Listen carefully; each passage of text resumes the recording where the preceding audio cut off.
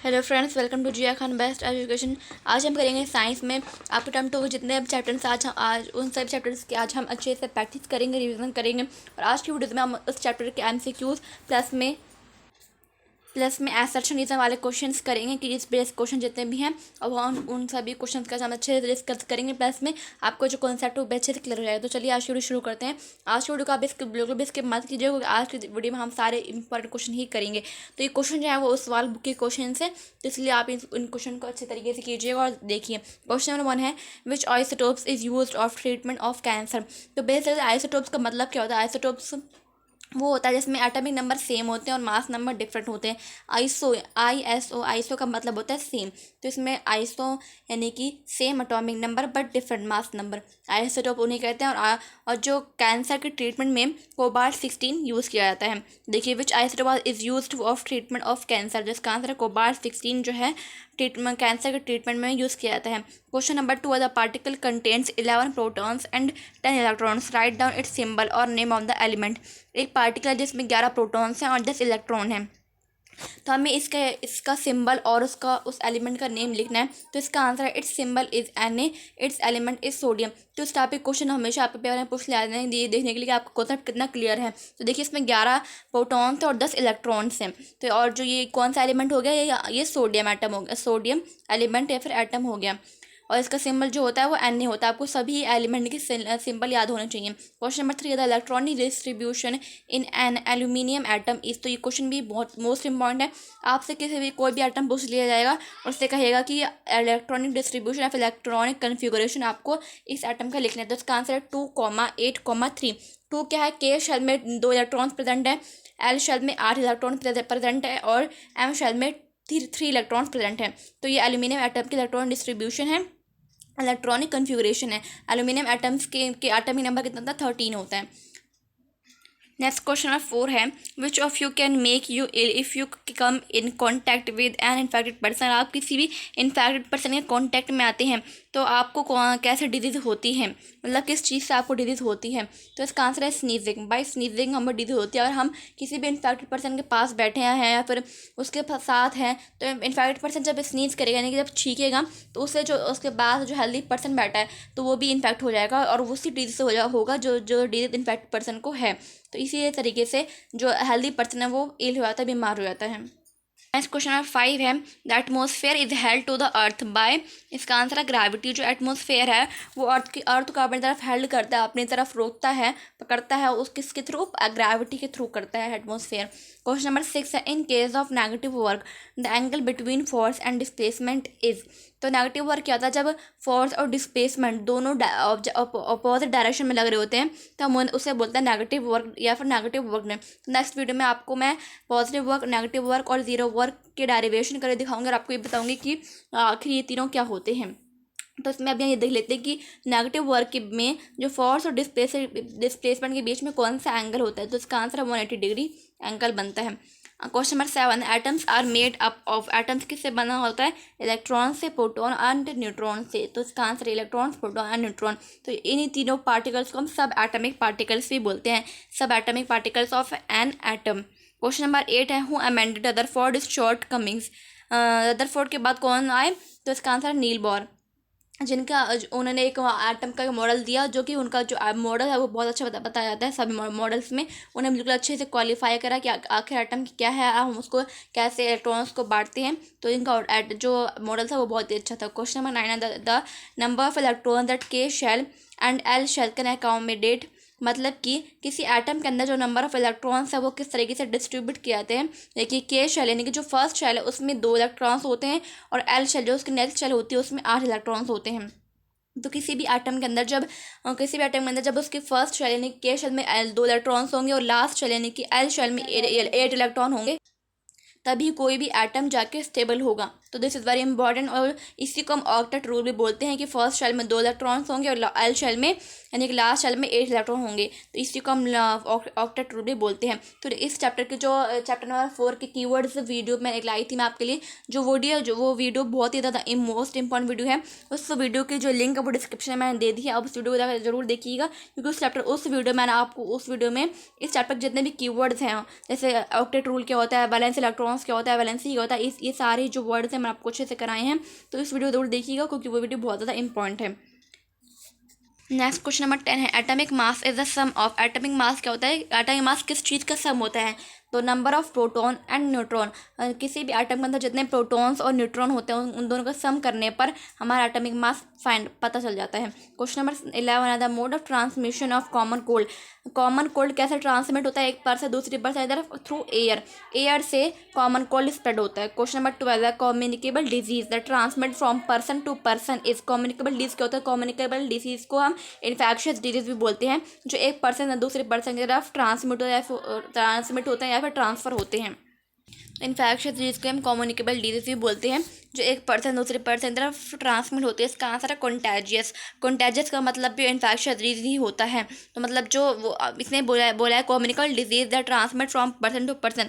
कौन सी डिजीज जो पर्सन टू पर्सन ट्रांसमिट होती है, उसका आंसर है कंटेजियस यानी कि इन्फेक्शियस। क्वेश्चन नंबर 13 है, कोलेरा इज आ। इसका आंसर है वाटर बोर्न डिजीज। कोलेरा क्या एक वाटर बोर्न डिजीज है जो कि वाटर से होती है। तो आपको सारा पता होना चाहिए कि कौन सी डिजीज कैसे होती है और किस चीज़ से होती है। तो इसका आंसर है water borne disease. Cholera water से होती है। क्वेश्चन नंबर 14 है, what type of food you have to be take when you are sick. आप किस तरह का खाना आप लोगे जब आप बीमार होगे। तो इसका आंसर है ब्लैंड एंड नरिशिंग फूड या फिर बैलेंस्ड फूड या आप बोल सकते हैं। ब्लैंड यानी कि आपको नरम खाना खाना है, नरिशिंग फूड यानी कि वो खाना खाना है जिसमें बहुत सारे न्यूट्रिएंट्स हों, और बैलेंस्ड फूड आपको ही खाना है। गंदा खाना नहीं खाना, अनकवर्ड फूड नहीं खाना है, और जंक फूड वगैरह भी नहीं खाना होता है जहाँ हम बीमार होते हैं। तो क्वेश्चन नंबर 15 है, name the causal organism of cholera. तो ये क्वेश्चन बहुत ज़्यादा इंपॉर्टेंट है कि किस ऑर्गेनिज्म से कोलेरा होता है। तो इसका आंसर है बैक्टीरिया। बैक्टीरिया से ये कोलेरा होता है। क्वेश्चन नंबर 16 है, name the position on earth where the value of g is maximum. Question कह रहा है कि क्वेश्चन मोस्ट इंपॉर्टेंट है कि अर्थ कौन सी पोजीशन पर अर्थ की वैल्यू जो है जो वैल्यू ऑफ जी है, जो जी की वैल्यू है यानी कि एक्सीलरेशन ड्यू टू ग्रेविटी है, वो मैक्सिमम होती है। अर्थ के कौन से पॉइंट पर वैल्यू ऑफ जी मैक्सिमम होती है। तो इसका आंसर है एट द पोल्स। पोल्स पर जो जी की वैल्यू है वो ज़्यादा होती है, मैक्सिमम होती है, और इक्वेटर पर मिनिमम होती है। तो ये क्वेश्चन मोस्ट इंपॉर्टेंट है क्योंकि अर्थ का जो रेडियस है वो पोल्स पर कम होता है, इसलिए जो जी की वैल्यू है वो ज़्यादा होती है। क्वेश्चन नंबर 17 है, when a body falls free towards earth then its total energy. और कोई बॉडी है वो अर्थ की तरफ टूवर्ड्स फॉल कर रही है, मतलब अर्थ की तरफ गिर रही है, तो उसकी एनर्जी क्या होगी। तो इसका आंसर रिमेन्स कांस्टेंट। तो एनर्जी हम जानते हैं, एनर्जी भी क्या है, energy can neither be created nor be destroyed but it can change one form to another.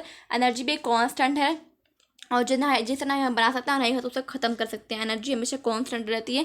तो यानी कि क्वेश्चन बोल रहा है कि अर्थ में अगर कोई ऑब्जेक्ट अर्थ या फिर कोई बॉडी अर्थ की तरफ गिर रही है तो उसकी एनर्जी क्या होगी। तो गिरने से पहले और गिरने के बाद उसकी एनर्जी सेम होगी, कांस्टेंट रहेगी। क्वेश्चन नंबर 18 जो है हम देखेंगे असर्शन एंड रीजन वाले कुछ क्वेश्चन हैं। इसमें मैंने कुछ 4 क्वेश्चन कराए हैं असर्शन और रीजन वाले। नेक्स्ट वीडियो हम सपोर्ट मटेरियल के क्वेश्चन जो है असर्शन रीजन वाले हैं वो भी हम डिस्कस कर लेंगे।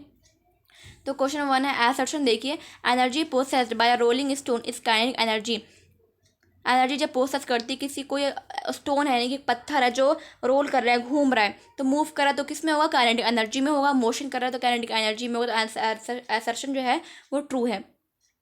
रीजन है, kinetic energy possessed by an object is due to its motion. Kinetic energy क्या पोसेस करती है, जब कोई ऑब्जेक्ट मोशन में होता है तो हम उसे कहते हैं कि काइनेटिक एनर्जी में है। तो इससे रीज़न भी ठीक है, यानी कि जो असर्शन और रीज़न है दोनों ही ट्रू हैं, और आर जो है यानी कि रीज़न जो है वो करेक्ट एक्सप्लेनेशन है असर्शन के। तो इसका आंसर है ए। असर्शन रीज़न वाले क्वेश्चन भी आपके पेपर में ज़रूर आएंगे। 2 मार्क्स के 2 क्वेश्चन तो ज़रूर ही आएंगे। क्वेश्चन नंबर 19 है, असर्शन जो है, atoms always combine to form molecules and ions. तो असर्शन ठीक है कि एटम्स जो है हमेशा कंबाइन होते हैं किसकी फॉर्म में, मॉलिक्यूल और आयन्स की फॉर्म में। आयन्स क्या होते हैं, चार्ज पार्टिकल्स होते हैं। रीज़न है, atoms of most elements are not able to exist independently. कुछ ऐसे एलिमेंट्स हैं जो अपने आप इंडिपेंडेंट नहीं कर पाते, इंडिपेंडेंट मतलब एग्जिट नहीं कर पाते। कुछ ऐसे एलिमेंट्स हैं, मोस्ट ऑफ द एलिमेंट्स जो हैं ऐसे हैं जो एग्जिट नहीं कर पाते इंडिपेंडेंटली। तो इसमें असर्शन भी ठीक है और रीज़न भी ठीक है। तो इसलिए इसका आंसर क्या हो जाएगा, both A and R true but R is the correct explanation of A. Question number 20 है, ट्यूबरक्लोसिस असर्शन है, tuberculosis is an acute disease.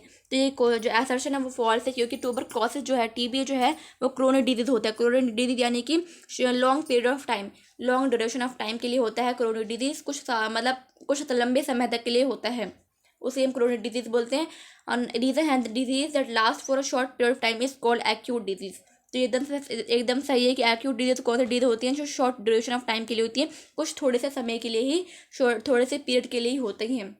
तो ये रीज़न एकदम ठीक है। और लेकिन जो असर्शन है वो गलत है, क्योंकि टीबी जो है वो क्रोनिक डिजीज है। तो इसका आंसर क्या हो जाएगा?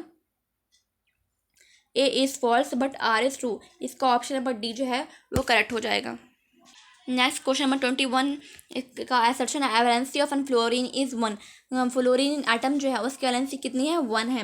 Reason fluorine atom contain 7 valence electron. Valence electron क्या होते हैं कि जितने भी इलेक्ट्रॉन्स प्रेजेंट है लास्ट शेल में, उसे हम वैलेंस इलेक्ट्रॉन्स बोलते हैं।